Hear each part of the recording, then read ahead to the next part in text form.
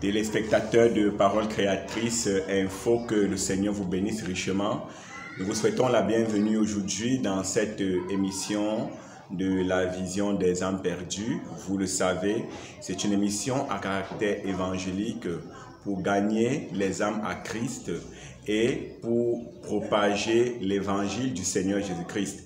Vous savez que la dernière commission de notre Seigneur sur la terre avant son retour au ciel était « Allez et faites de toutes les nations des disciples, les baptisant au nom du Père, du Fils et du Saint-Esprit ».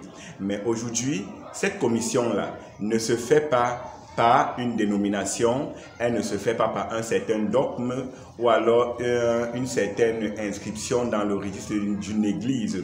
Mais faire des nations des disciples se fait au moyen de la parole. C'est la parole qui transforme, c'est la parole de Dieu qui est la puissance, qui amène le salut, qui amène la délivrance à l'humanité. Alors, nous sommes heureux aujourd'hui de faire la présentation encore de ce merveilleux message que le Seigneur nous a envoyé au travers de son prophète William Marion Branham, prophète que le Seigneur a annoncé dans Malachie chapitre 4, 5 et 6, apportant un message pour préparer l'épouse à la seconde venue du Seigneur. Aujourd'hui, nous allons écouter un merveilleux message que nous avons commencé la dernière fois. Il est intitulé « Dans sa présence ». Dans sa présence, c'est un message qui nous enseigne que lorsqu'un homme entre dans la présence de Dieu, il n'est plus jamais le même. Lorsqu'un homme entre dans la présence de Dieu, sa vie est changée, sa vie est transformée.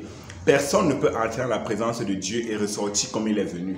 Vous pouvez être un pécheur, une prostituée, un menteur, quelle que soit votre condition. Mais quand vous entrez dans la présence de Dieu, la présence de Dieu a la capacité de vous changer. Dans le livre d'Ésaïe, chapitre 6, à partir du premier verset, nous en avons l'illustration. L'année de la mort du roi Osias, je vis le Seigneur assis sur un trône très élevé et les pans de sa robe remplissaient le temple. Des séraphins se tenaient au-dessus de lui. Ils avaient chacun 6 ailes, 2 dont ils se couvraient la face, et 2 dont ils se couvraient les pieds, et 2 dont ils se servaient pour voler. Ils criaient l'un à l'autre et disaient, « Saint, Saint, Saint est l'Éternel des armées. Toute la terre est pleine de sa gloire. » Les portes furent ébranlées dans leur fondement, et la voix qui retentissait, et la maison se remplit de fumée. Alors je dis, « Malheur à moi, je suis perdu, car je suis un homme dont les lèvres sont impures. J'habite au milieu d'un peuple dont les lèvres sont impures, et mes yeux ont vu le roi, l'Éternel des armées. » Mais l'un des séraphins vola vers moi tenant à la main une pierre ardente qu'il avait prise sur l'autel avec des pincettes. Il en toucha ma bouche et dit, « Ceci a touché à tes lèvres, ton iniquité est enlevée et ton péché est expié. » Alors, Ésaïe, qui était un prophète de l'Éternel, il se disait qu'il était bon à lui-même. Mais lorsqu'il est entré dans la présence de Dieu, il a reconnu qu'il était pécheur. Lorsque vous entrez dans la présence de Dieu, vous vous reconnaissez tout petit, vous vous reconnaissez pécheur. C'est le cas d'Ésaïe ici. Et qu'en est-il de toi, mon frère, qui n'est pas encore sauvé et qui n'a pas encore donné ta vie au Seigneur Jésus-Christ? Je t'invite à écouter ce merveilleux message pour que tu comprennes ce que tu peux être en entrant dans la présence du Dieu Tout-Puissant, ton Créateur. Que le Seigneur vous bénisse à l'écoute de cette merveilleuse parole. Just reveal the life to them and call out their sins of all kinds of immoral acts. And it brings such a holy hush amongst the people till they drop out of the prayer line before they ever come up to be prayed for. Amen. And run to the altar and get right with God before they come up into His presence. There's something about coming into the presence of God. It causes things to happen. Pour une raison ou pour une autre, entrer dans la présence de Dieu a toujours produit un grand effet sur les gens. Il m'est déjà arrivé dans mon ministère de voir la présence de Dieu remplir un lieu au point d'amener une personne à s'avancer et lui révéler sa vie, déclarer ses péchés, toutes sortes d'actes immoraux. Et les gens étaient alors plongés dans un silence sacré, au point qu'ils sortaient de la ligne de prière avant même qu'ils se soient avancés pour qu'on prie pour eux. Ils se précipitaient vers l'autel et se mettaient en règle avec Dieu avant de venir dans sa présence. Voyez, il y a quelque chose qui fait que, quand on entre dans la présence de Dieu, ça provoque des choses. I've seen people laying in cots and stretchers. That night down there at Mexico, when that little dead baby laying under a blanket that the little Spanish mother brought up, or little Mexican mother rather, brought up, when they seen several thousands of those people, saw maybe 50 or 75,000 at one gathering, saw that little dead baby come to life. Women fainted. People threw up their hands and screamed. Why? They realized that a human being could not do that. Amen. That they were in the presence of Almighty God. And it caused something to happen. J'ai vu des personnes qui étaient étendues sur des lits de camp et sur des civières. Ce soir-là, à Mexico, quand ce petit bébé gisait mort sous une couverture, la petite maman espagnole l'a amené à l'avant, ou plutôt la petite maman mexicaine l'a amené à l'avant. Quand ils ont vu, plusieurs milliers de personnes là-bas l'ont vu, ils étaient peut-être 50 ou 75 000 réunis là, qui ont vu ce petit bébé mort revenir à la vie. Des femmes se sont évanouies. Les gens, les mains en l'air, criaient à tue-tête. Pourquoi? Ils se sont rendus compte qu'un être humain ne pouvait pas faire ça, qu'ils étaient dans la présence du Dieu Tout-Puissant. Et ça a provoqué quelque chose. I've been privileged to hear a godly man speak. It was said one time of Charles Finney, a little bitty fella, never weighed over about 110 pounds, but he had such a forceful way of speaking until he was trying the acoustics one day in a building. They didn't have PA systems then, and there was a man repairing up in the balcony or up in the roof of the place, and he heard the man come in, so he didn't know who they were. He just kept quiet. Mr. Finney was going to try the acoustics. J'ai eu le privilège d'entendre prêcher des hommes saints. On a raconté une fois au sujet de Charles Finney, un petit bout d'homme qui n'a jamais pesé plus de 50 kilos, mais qui s'exprimait de manière tellement énergique que, un jour, il testait l'acoustique d'un bâtiment.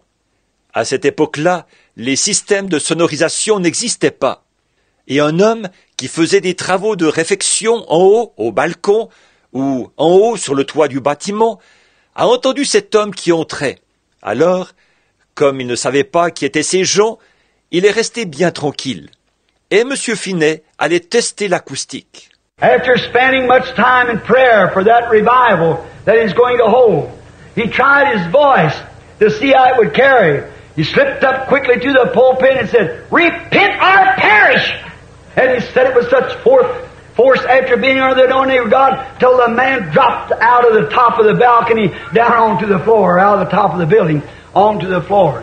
Après avoir passé beaucoup de temps en prière, en vue des réunions de réveil qu'il allait faire, il a testé sa voix pour voir jusqu'où elle portait. Il est allé à la chaire en vitesse et il a dit « Repentez-vous, sinon vous périrez !» Et il l'a dit avec tant de force, après avoir été sous l'onction de Dieu, que l'homme a dégringolé du haut du balcon, sur le sol, ou du haut du bâtiment, sur le sol. He preached the gospel in such a way till he stood in Boston, Massachusetts, in a little bay window, because there's no church could hold his crowd.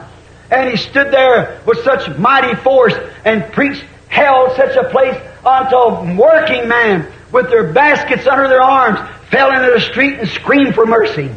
In the presence of God. Il prêchait l'évangile avec tant d'ardeur qu'à Boston, dans le Massachusetts, il a dû se tenir dans une petite bay window, parce qu'aucune église ne pouvait contenir sa foule. Il se tenait là à déployer une énergie si puissante, et il prêchait l'enfer comme un lieu si affreux, que les ouvriers, avec leurs paniers sous le bras, s'effondraient dans la rue, implorant la miséricorde à grands cris, dans la présence de Dieu. Great preachers who's been able by the Word of God to bring the presence of God to an audience. Albeit that that man would ever be so seared in their hearts so they could never recognize the presence of God. Far be it. De grands prédicateurs qui ont pu, par la parole de Dieu, amener la présence de Dieu à un auditoire. Loin de nous la pensée qu'un jour des hommes aient le cœur tellement endurci qu'ils ne puissent plus reconnaître la présence de Dieu. Loin de nous cette pensée. When the first man, as soon as he had sinned and done something wrong, and when God came into his presence, or he came into the presence of God, Adam, he could not stand in the presence of God. Amen. He run and hid himself in the bush and tried to cover himself with a fig leaf because he knew he was standing in the presence of Jehovah the Creator.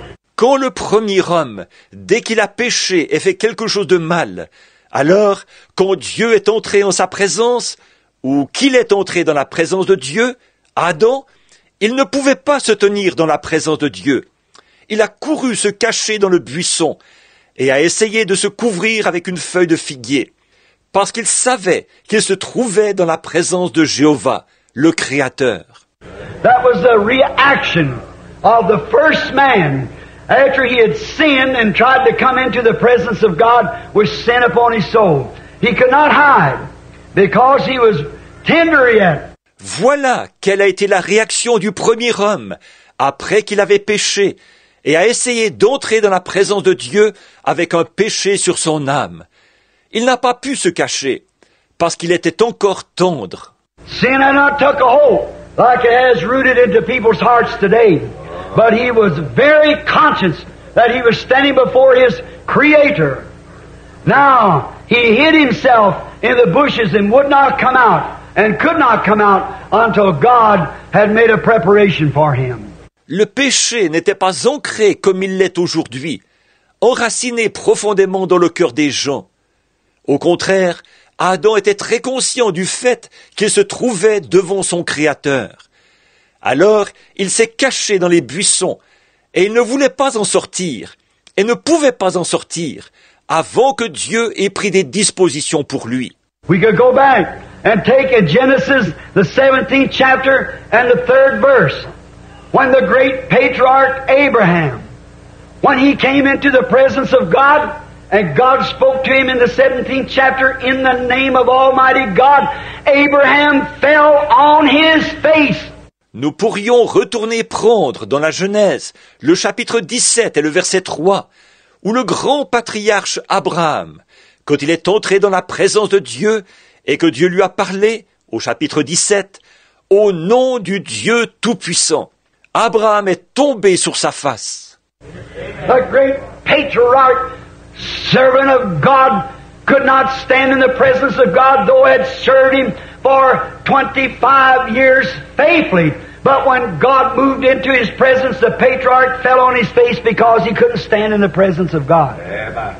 Ce grand patriarche, ce serviteur de Dieu, n'a pas pu rester debout dans la présence de Dieu. Pourtant, il l'avait servi fidèlement pendant 25 ans.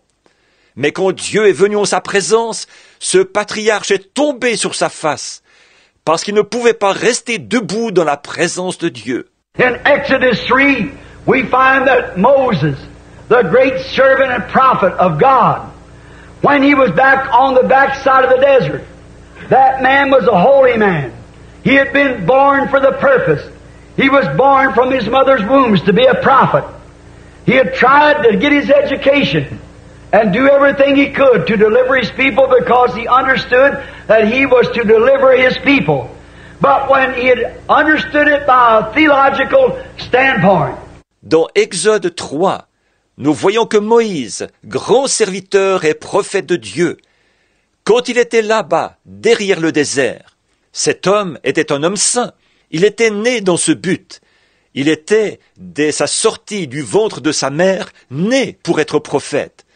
Il avait essayé de s'instruire et de faire tout son possible pour délivrer son peuple, parce qu'il avait compris qu'il était celui qui allait délivrer son peuple. Mais à ce moment-là, il l'avait compris d'un point de vue théologique. He was trained. He was well scholared. He could teach the Egyptians wisdom, which was the most smartest people in the world. He knew all the ins and outs. He knew the scripture from A to Z. He knew the promises that God had made. He knew them from an intellectual standpoint. And he was a great military man. Il avait été formé. Il avait reçu une bonne instruction. Il pouvait enseigner la sagesse aux Égyptiens, le peuple le plus intelligent du monde. Il connaissait toutes ces choses dans les moindres détails. Il connaissait les Écritures de A à Z. Il connaissait les promesses que Dieu avait faites. Il les connaissait d'un point de vue intellectuel. Et c'était un grand militaire. But one day, on the backside of the desert, when he come into the presence of God, he jerked off his shoes and fell to his feet, knowing that he was on holy ground. Amen. He could not stand upon his feet when he come in the presence of God. He fell to his face like Abraham did. He could not stand in the presence of God. Mais un jour, derrière le désert, quand il est entré dans la présence de Dieu, il a ôté ses souliers et il est tombé à ses pieds, car il savait qu'il était sur une terre sainte. Il n'a pas pu rester sur ses pieds quand il est entré dans la présence de Dieu. Il est tombé sur sa face, comme Abraham l'avait fait. Il n'a pas pu rester debout dans la présence de Dieu. In Exodus 19:19, when the chosen people of God, since way back in the days of Abraham, from Abraham come Isaac, Isaac come Jacob, out of Jacob come the patriarchs, and years after years they developed holy man, great man, a chosen people, a chosen race, a sanctified, holy people, and had served God their life. And one day God said, gather Israel out here, I'm going to speak to them. Dans Exode 19:19, quand le peuple qui avait été choisi par Dieu bien longtemps auparavant, du temps d'Abraham, Abraham avait engendré Isaac, Isaac avait engendré Jacob, Jacob avait engendré les patriarches. Les années qui s'étaient écoulées les unes après les autres avaient produit des hommes saints, de grands hommes, un peuple élu, une race élue, un peuple saint, sanctifié, des gens qui avaient servi Dieu toute leur vie. Et un jour, Dieu a dit, « Rassemble Israël ici, je vais leur parler. » But when God came down on top of Mount Sinai, amen, and the whole mountain caught a fire, and the smoke was flying from it like a furnace, and the voice of God roared out, Israel fell on their face and said, let Moses speak and not God, lest we die. Mais quand Dieu est descendu sur le sommet du mont Sinaï, toute la montagne a été embrasée. La fumée s'élevait de là comme d'une fournaise. Et la voix de Dieu a retenti comme un rugissement. Les enfants d'Israël sont tombés sur leurs faces. Et ils ont dit, que Moïse parle et non Dieu, de peur que nous ne mourions. Man, in the presence of God, realizes he's a sinner, yet they were everyone circumcised according to the law. They had carried the commandments and everything. But when God spoke and they moved up into His presence, they realized that they were out. They were not right. There was something that was lacking because they were in the presence of God. Yes, and they said, let Moses speak and not God. For if God speaks, we'll all die. Let Moses speak to us. L'homme, dans la présence de Dieu, se rend compte qu'il est pécheur. Pourtant, ils avaient tous été circoncis selon la loi. Ils avaient observé les commandements et tout. Mais quand Dieu a parlé et qu'ils sont entrés en sa présence, ils se sont rendus compte qu'ils n'y étaient pas du tout, qu'ils n'étaient pas en règle, qu'il leur manquait quelque chose, parce qu'ils étaient dans la présence de Dieu. Oui, et ils ont dit que Moïse parle et non Dieu, car si Dieu parle, nous mourrons tous. Que Moïse nous parle. It was in Luke 5:8 that when Peter, when he was a great stubborn man and a man of great influence, great power that we understand. He was like a bully, a noted fisherman. But when he saw the miracle of God performed by an ordinary man looked like, which he recognized at that time that taken more than a man to throw all them fish in a net where he, with all of his education, his knowledge of fishing, had fished all night and not even taken a thing. But he heard someone say, cast your net in. C'est dans Luc 5, 8, là, que Pierre, oh, lui qui était alors un homme très têtu, un homme qui avait beaucoup d'influence, beaucoup de pouvoir, à ce qu'il paraît. Il était un genre de brute, un pécheur bien connu. Mais quand il a vu le miracle de Dieu accompli par un homme apparemment ordinaire, c'est à ce moment-là qu'il a reconnu qu'il fallait être plus qu'un homme pour mettre tous ses poissons dans le filet. Tandis que lui, avec toute son éducation, toute sa connaissance de la pêche, il avait pêché toute la nuit et n'avait rien pris du tout. Mais il avait entendu quelqu'un dire « Jette ton filet à l'eau ». And when he began to pull, he had a great multitude of fishes. And he realized that he was a sinful man. And he said, depart from me, O Lord, for I am a sinful man. Who said that? St. Peter. In the presence of God, asked for God to depart out of his presence because he recognized himself a sinner. Et quand il s'est mis à tirer, il y avait là une grande quantité de poissons. Il s'est rendu compte qu'il était un homme pécheur. Il a dit, « Retire-toi de moi, ô Seigneur, parce que je suis un homme pécheur. » Qui a dit ça? Saint Pierre, dans la présence de Dieu, a demandé à Dieu de se retirer de sa présence parce qu'il a reconnu qu'il était pécheur. Abraham recognized himself wrong. Adam recognized himself wrong, which was the Son of God, recognized himself wrong. Moses recognized himself wrong. Israel as a church and nation recognized themselves wrong. Depart from me, for I am a sinful man. He didn't try to say, now I'm holy and worthy to receive this. He said, I am a sinful man. Abraham a reconnu qu'il était fautif. Adam a reconnu qu'il était fautif. Lui, qui était le Fils de Dieu, il a reconnu qu'il était fautif. Moïse a reconnu qu'il était fautif. Israël, eux qui étaient une église et une nation, ils ont reconnu qu'ils étaient fautifs. Retire-toi de moi, parce que je suis un homme pécheur. Il n'a pas essayé de dire, moi je suis saint et digne de recevoir ceci. Il a dit, je suis un homme pécheur. One time a self-styled religionist, with all the theology they could learn under a great teacher called Gamaliel. His name was Saul of Tarsus, which we know as Paul. Religious to the dot.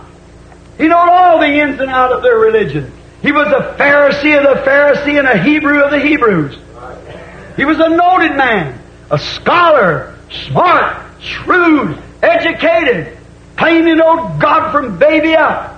Une fois, un homme religieux, prétentieux, imbu de toute la théologie qu'il avait pu recevoir sous les enseignements d'un grand docteur appelé Gamaliel. Son nom était Saul de Tarse, que nous connaissons sous le nom de Paul. Religieux jusqu'au bout des ongles. Il connaissait toute leur religion, jusque dans les moindres détails. Il était pharisien, né de pharisien, et hébreu, né d'hébreu. Il était un homme éminent, un érudit, intelligent, habile, instruit. Il prétendait avoir connu Dieu dès le berceau. One day on his road down to Damascus, that pillar of fire shined over him, and he fell off of his feet to the ground in the dust, and said, Lord, what would you have me to do? All of his great training, all of his great theological training, all of his education didn't mean a thing when he stood in the presence of God. Mais un jour, pendant qu'il était en route vers Damas, cette colonne de feu a brillé sur lui, et il est tombé à ses pieds, par terre, dans la poussière, et il a dit, « Seigneur, que veux-tu que je fasse ?» Toute sa grande formation théologique, toute son instruction, ça ne valait rien du tout lorsqu'il s'est tenu dans la présence de Dieu. I'd like to stop here a minute and say that's the same thing. You might have DD, PhD, whatever you might be. You might have went to church since you was a child. You might have done all the religious acts there is, but once in the presence of God, you feel so little and no count. J'aimerais m'arrêter ici un instant pour vous dire que c'est encore la même chose. Vous avez peut-être un doctorat en théologie, peu importe ce que vous êtes. Vous êtes peut-être assidu à l'église depuis votre enfance. Vous avez peut-être accompli tous les actes religieux qui existent. Mais une fois dans la présence de Dieu, vous vous sentirez tellement petit et tellement nul. Paul realized that he was wrong, and he fell to the ground under the influence and power when he looked up and seen the very God that he had been preaching and against the thought he knowed, and seen that he was wrong. He fell from his feet to the ground because he was in the presence of God. He seen that pillar of fire. Paul s'est rendu compte qu'il avait tort, et il est tombé par terre, sous cette influence et cette puissance. Quand il a levé les yeux et vu le Dieu même qu'il avait prêché, et auquel il s'était opposé, qu'il avait cru connaître, et qu'il a constaté qu'il avait tort, il est tombé à la renverse par terre, parce qu'il était dans la présence de Dieu. Il a vu cette colonne de feu. What about the great Saint John of Revelations 1:7, when he was showed the vision, and looked and heard a voice speaking to him, and he turned to look to see the voice, and he saw 7 golden candlesticks. Et que dire du grand Saint Jean d'Apocalypse 1:7? Quand la vision lui a été donnée, il a regardé et il a entendu une voix qui lui parlait. Il s'est retourné pour regarder, pour voir la voix, et il a vu 7 chandeliers d'or. And one stood in the midst of the 7 golden candlesticks with hair like wool, eyes like flames of fire, feet like pillars of brass. He was girded with a golden girdle around the paps, and he was called the Word of God. Et quelqu'un était debout au milieu des 7 chandeliers d'or. Ses cheveux étaient comme de la laine. Ses yeux étaient comme des flammes de feu. Ses pieds étaient semblables à des colonnes d'airain. Il avait une ceinture d'or sur la poitrine. Et il s'appelait la parole de Dieu. And when the great Saint John had walked with Christ, leaned upon his bosom, when he done all these things, as I said this morning, Paul's ministry exceeded any of them. Here after John had walked with Jesus, talked with him, slept with him, eat with him, but when he seen him standing there, that glorified state, he said he fell like a dead man. Amen. Think of it. Et le grand Saint Jean, après qu'il avait marché avec Christ, qu'il s'était appuyé sur sa poitrine, après qu'il avait fait toutes ces choses, comme je l'ai dit ce matin, le ministère de Paul était de beaucoup supérieur à celui de tous les autres. Voici Jean, après qu'il avait marché avec Jésus, parlé avec lui, dormi avec lui, mangé avec lui. Mais là, quand il l'a vu debout, dans cet état glorifié, il dit qu'il est tombé à ses pieds comme un homme mort. Alors que le Seigneur vous bénisse, je crois que vous avez été bénis à l'écoute de la parole de Dieu, dans sa présence. Dans la présence de Dieu, on se reconnaît pécheur, on se sent tout petit, parce que nous sommes des êtres sauvés par grâce. Nous sommes des êtres qui avons été rachetés par le sang de Jésus-Christ. Et si nous entrons dans la présence de Dieu, nous ne serons plus les mêmes. Quelles que soient nos maladies, quels que soient nos soucis, quel que soit le péché qui nous accable, quelle que soit la situation que nous traversons, nous ne serons plus jamais les mêmes à entrer dans la présence de Dieu. Je vous invite à donner véritablement votre cœur au Seigneur Jésus-Christ, parce que le Seigneur a besoin d'accomplir l'acte rédempteur dans votre vie. Si vous ne le faites pas, vous serez obligé de faire face à son jugement. Et pourtant, aujourd'hui, il vous accorde sa grâce. Il vous accorde la grâce d'écouter sa parole. N'endurcissez pas votre cœur. Que le Seigneur vous bénisse. Je crois que cette parole vous a merveilleusement béni. Rendez-vous la semaine prochaine sur votre antenne de Parole Créatrice pour un tout nouveau message. Que le Seigneur vous bénisse richement et il vous comble de ses grâces. Shalom et à bientôt.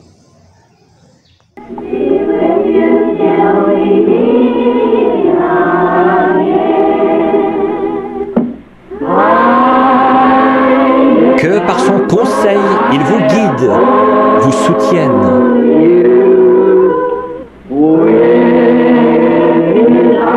De de ses bras vous garde en sûreté dans sa bergerie. Dieu soit avec vous jusqu'à ce que nous nous revoyions.